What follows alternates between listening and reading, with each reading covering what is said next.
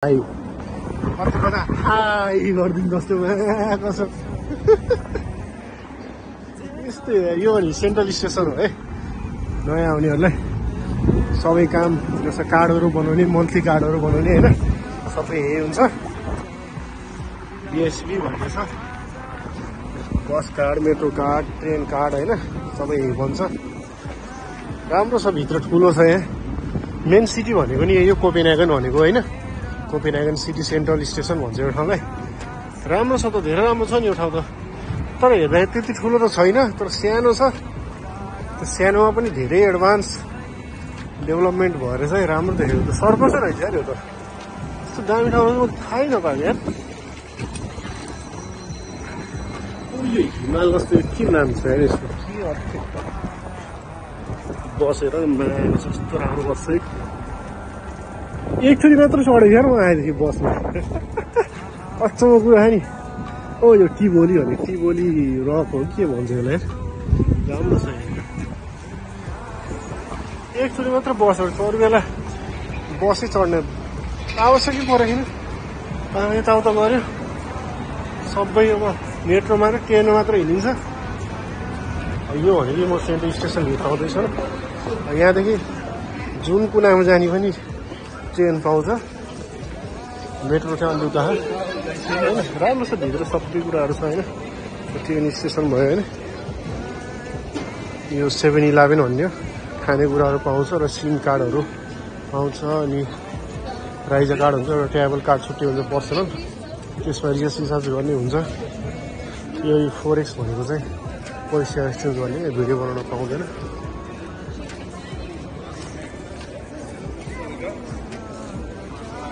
पैसा चाहिँ एक्सचेन्ज गर्नु पर्यो भने यही छ सेन्ट्रल स्टेसन। यही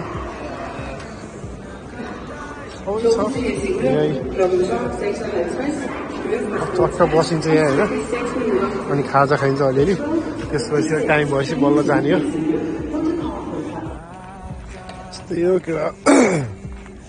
आज क्या मस्त घाम लाग्यो, समरको महिना जस्तो लागिरहेको पुरा होइन, मजाले। यस आजको दिन राम्रो छ, सफा छ, बादल पनि गरेको छैन, घाम लागेको छ। बिहानैदेखि घाम लाग्छ, आनन्दको मौसम भएको छ। यो भ्याल्भी भन्ने ठाउँ होइन, मैले रेगुलर काम गर्ने ठाउँ हो। यतातिर चाहिँ काममा गइरहेको, घरबाट निस्किएर अहिले यहाँको गाडीहरू चाहिँ राम्रो छ कि, रुल्स चाहिँ ठ्याक्कै क्रसिङ गर्ने ठाउँ ठ्याक्कै रोकिदिन्छ।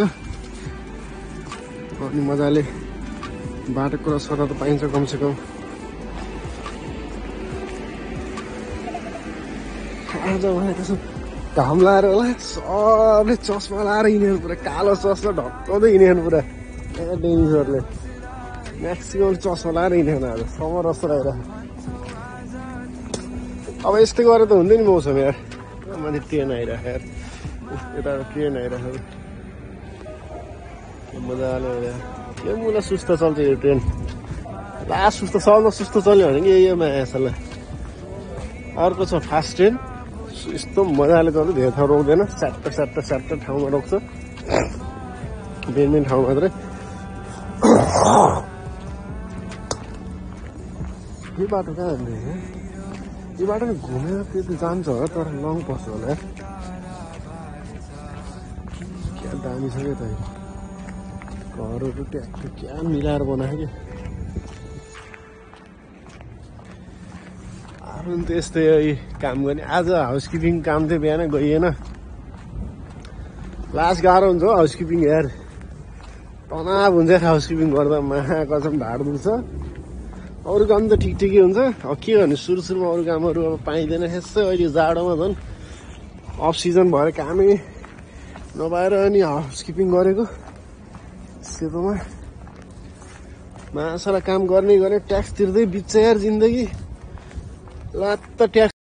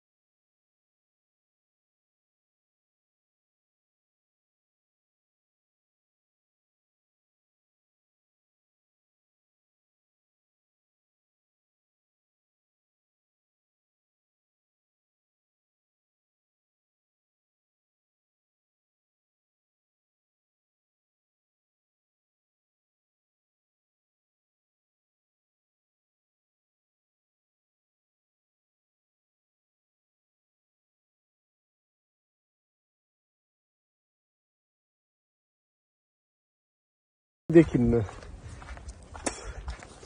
त तोरी हुन्छ